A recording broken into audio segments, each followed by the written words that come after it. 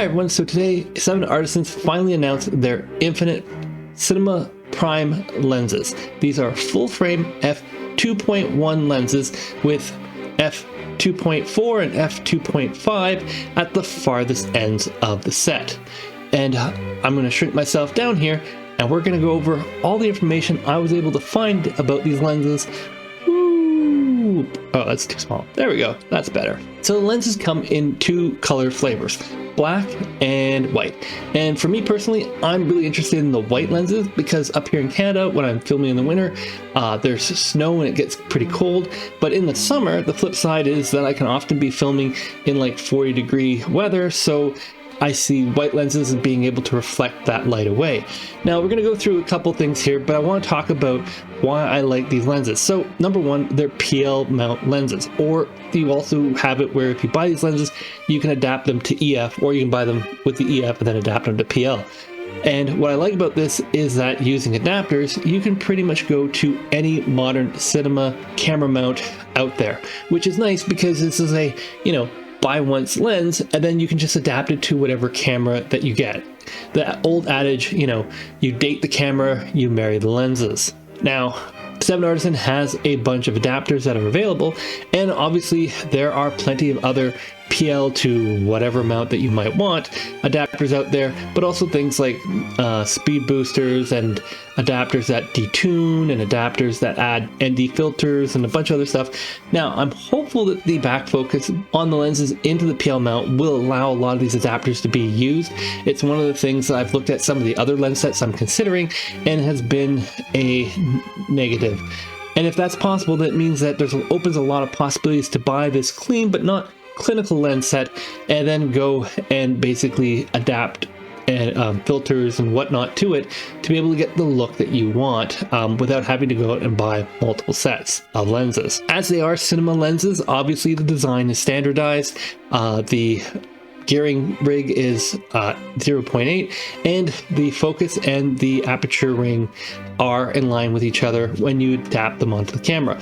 This is obviously made so that if you switch one to another in your rig, all you have to do is remove the lens, put it back in, and everything else should just basically be able to fold back into place, and you can continue shooting on your set. 7 Artisan also claims that these lenses have effectively minimal breathing within plus or minus 0.1 degree, which is really small. Again, we don't have any footage to show of this lens breathing, but they did show this lovely picture, which we can kind of see here that there doesn't appear to be a huge amount of lens breathing. You kind of see here in the corner where we have this little part here.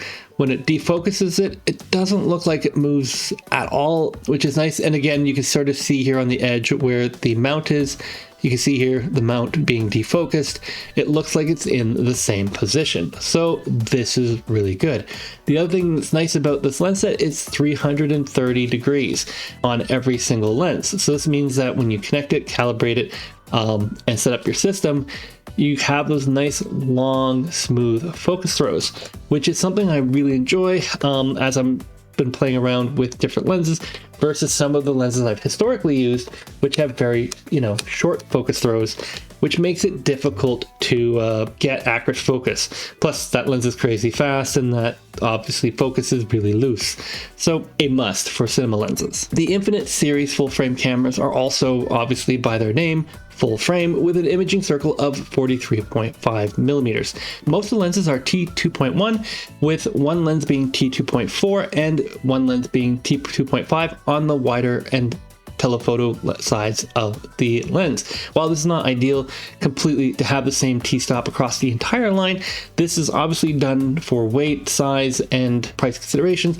And given that most of the lenses are actually T2.1, you're only going to run into this problem when you're into the extremes of the range. And T2.1 is actually a really good video t-stop. Obviously everyone would love to shoot faster lenses, but for videography and cinematography, yes, shooting at 1.2 is a lot of fun, but trying to nail focus and handling of the scene with such a sharp narrow depth of field runs into a lot of problems in terms of like being able to get the whole body in focus versus just say your nose, your ears, or your eyes. One of the reasons why a lot of photo lenses have really good autofocus is because they need to keep the eye in focus as they're moving in and out, because it's such a shallow depth of field. At T2.1 or T2.8, you can generally get your whole subject person in focus in most shooting situations that you're going to do in cinema, at the same time as giving a nice shallow depth of field. They did include a nice photo here of this horse, and you can see here that there's a lot of really good depth and contrast around his eyes, this braiding here, and down his mane, and a bit of the rope here. But his nose is a little out of focus, and his rider is definitely getting out of focus, and then the background sort of starts to blur away, and it all looks pretty good, but it's obviously not like super narrow focus where it's, your horses have long faces, guys, so yeah, this ends up being pretty good.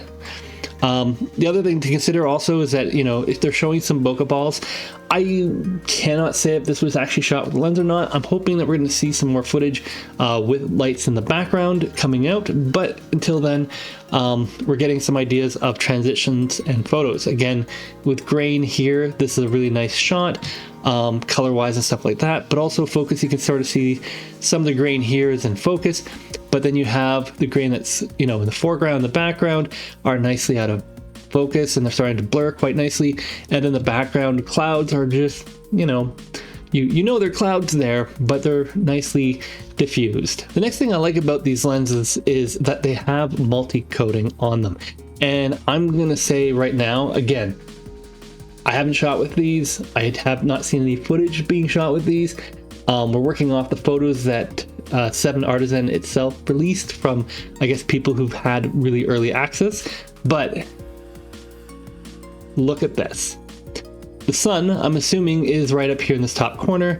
And you can see here that while there is, a little bit of loss of contrast a bit across this photo, there's no light streak, there's no flare, there's nothing on this photo that is really saying, hey, this is a character of the lens that you just have to live with. That's really nice. Here's another photo that they have provided. And again, we're seeing here, there's this girl with this little knife, but you can see here that we got lighting here in the background that's really well controlled. You can see the lighting in her eyes, but there's no flaring and control over her. You even have some neon lights in the background, and while this is all really nicely shot, it's also this idea being that this is a nice clean look, but again, it's not so digitally sharp that this looks like a video. Another nice nano coating picture is here. Now we're just shooting straight into the sun, and you can see here that there's definitely a haze in the image, but overall I'm not seeing any flaring at all in this image, and you're still getting good contrast here at the edges, and we can also see here that it's sharp here, there's some sharpness here, but overall this looks really good. And again, it has that nice little, I want to use the word fall off, I'm not sure if that's the right word, let me know in the comments, but as you go to the edges here, you're sort of seeing that the parts that are out of focus are looking pretty good, but also I'm not seeing a lot of longitudinal chromatic abrasion.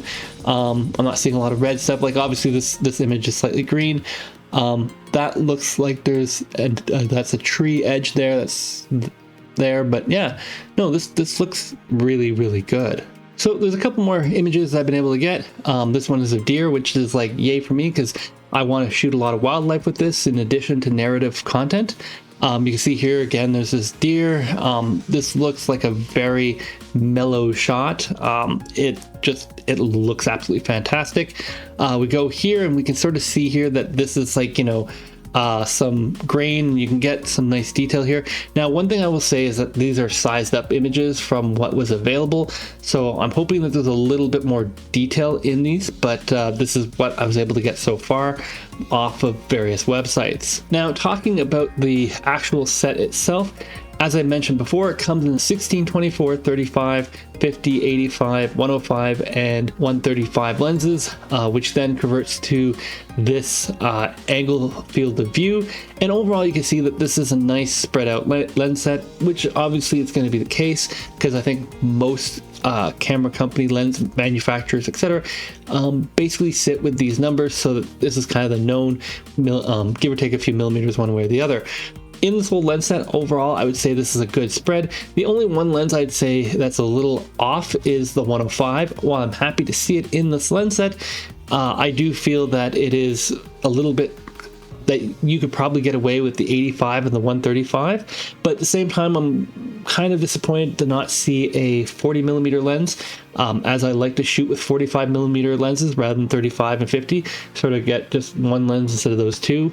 My own personal preference, but to have seen a 12mm lens just for those super ultra wide establishing shot images, and because again I do a lot of nature photography, you know, landscape shots be done. Now obviously I can, for those shots, just simply use a regular photo lens because you don't tend to do a lot of focus tracking, etc.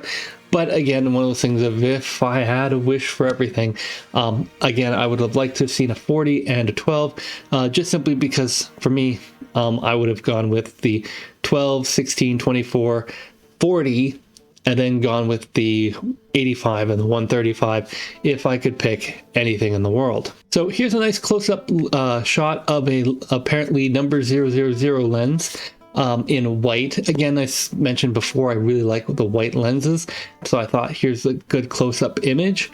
And you can see here that it has the infinite markers in meters on the inside outer barrel, and then as I showed before, it has the feet on the inside cutout. Let me know what you think about this design. For me personally, being Canadian, I'm used to dealing with meters and feet, so obviously I know distance in both of those scales. Now, if you do decide to buy the full lens set, you can get a custom protective storage box for it. Again, it's like this Pelican or Nanook style box, which is like waterproof and whatnot, but it has the foam cutouts to fit the lenses, and there are 7 holes in the box, plus a space for more boxes, and then I guess this is a spot for an adapter. Overall, this is good, and you can sort of see here that each spot is numbered for the different scales that you want. So on the plus side, this shows that you can get the whole box, etc. But on the slight negative side, when I was talking about other lenses I like to see, it doesn't look like they've left any extra holes for future lenses. So we'll have to see where that goes in the future. But for right now, I think those 7 lenses are going to cover like 99% of most cinematic shooting. Okay, so here's a spec chart of the lenses. So overall, you can see here that the 16mm is f/T2.5 to T22. Most of the lenses in the set are T2.1 to T22, and the 135 on the other end is T4 to T22. Again, it would have been nice if they were evened out, but overall, this is not a big issue in my personal opinion, because it's going to be rare that you're going to use a 16 or 35 in those shots, and in both those situations, you just have to bump up a light a little bit, or if you're shooting already at, say, T2.4, 2.5, or T2.8, which is, you know, common or slower, then this is not going to be a huge issue for you. Aperture blades are 10, 11, 17. 17 is a little bit of a crazy number, but this is probably going to give you really good bokeh. Again, this is something we haven't seen in the pictures that I'm hoping to show as more information for these lenses come out. And you can see here that full frame and APS-C field of view are provided, and if the back intrusion of the PL mount is not too much, or you go with the EF mount and you get an adapter that gives you focal reduction, there's a good chance that you'll be able to get a focal reducer in between there, which, given that they're most about 0.71, would give you about T1.5 operating speed for most of the lenses, which is actually really nice. Now, the one downside I have of this lens set for me personally is the filter size. So the 16mm is 86 millimeters in diameter, and I don't know of filters that are 86 millimeters. The rest of the lenses are 82 millimeters, which is a common cinema size. Unfortunately, I'm coming from the film side, so most of my filters are 77. So if I decide to go with these lenses, I'm going to have to buy some bigger filters like the Nisi mag set, or I'm going to have to go with a matte box and a set of 4-inch filters. Minimum focusing distance for these lenses is pretty reasonable. I would have liked to have seen the 16 and the 25 be a little bit closer. And the 105mm, as I said before, is a bit of an odd pick of the lens because it shares the 1 meter focus distance with the 135. So the 135 actually provides a bit more macro capability, and the 85 can focus closer. So again, it's one of those things, if you're gonna get the full set, that sounds great, but I would be remiss to buy just the 105 on its own. The focus travel for all of these lenses is 330 degrees, which is really nice if you like to pull really long, smooth focuses. This is something I've been practicing myself recently, so it's something to consider, but it is a manual focus lens. It's not fly-by-wire, which is also something that I'm looking forward to testing. Aperture travel is a little different for all these lenses, but it's about 80 degrees. And again, the gear pitch is the industry standard M0.8. Now, one thing I note that is missing from this chart is weight, and that's a big issue for people who shoot a lot of gimbal, but it also can be a big issue for people who have different types of rig setups, etc., where they want to balance it and whatnot. I'm assuming these lenses are going to be probably close to weight, but given the weight is not here, this could be quite a bit of a range, particularly when you look at the fact that the optical structure of all these lenses is significantly different. So we'll have to see if I can get some information from 7 Artisan on the weight of the lenses, and if I can follow that up with a later video.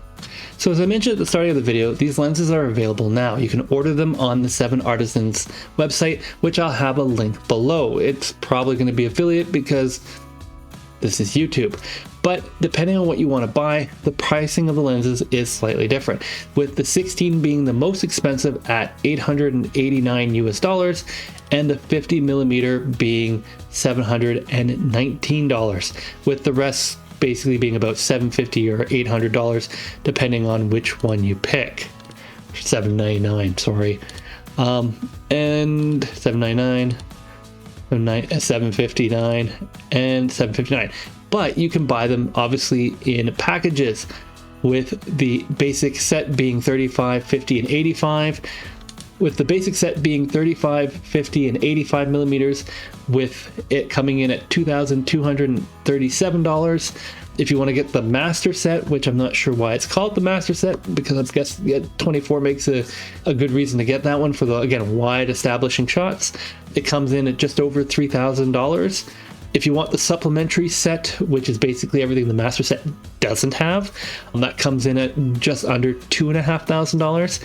And then of course you can get the complete set, which comes in at just over $5,500, which when I sit down and do quick math, comes out at about $789 per lens. So just under $800 plus taxes, shipping, and all that stuff. You can get EF mount, which comes with the PL set, or the PL mount, which comes with the EF set parts. So basically, what would you like the factory to put together?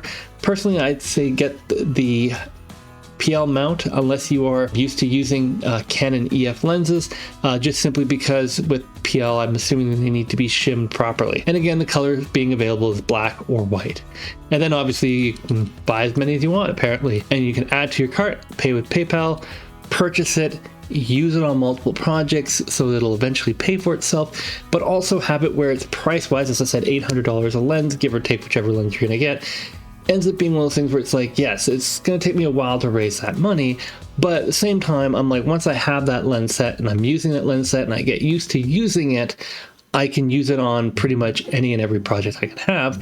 And if I want to dirty the image up or whatever, there's so many different adapters and filters and stuff like this that, you know, if I have a particular project with a particular shot, I can just rent that item, even if it's a pain to get out here, or if it's something where I see I'm going to use a lot more, I can get it. But I'm definitely wanting to get a lens set. So if you want to follow my craziness on that, feel free to hit subscribe. I am definitely moving my way towards doing more cinematic work and more cinematic wildlife work, because I do love filming animals out in the wild as well. But it's getting to that point of saying, yes, I want to get out there, I want to do these things, and then I want to have the gear to make it as easy as possible, because trying to do this, you know, as an amateur is one thing, but also trying to do it professionally, you want to streamline your processes down to this works every time, and you have a consistent output, which means you need to have a consistent set of lenses. Thanks for watching, and check out these 2 videos.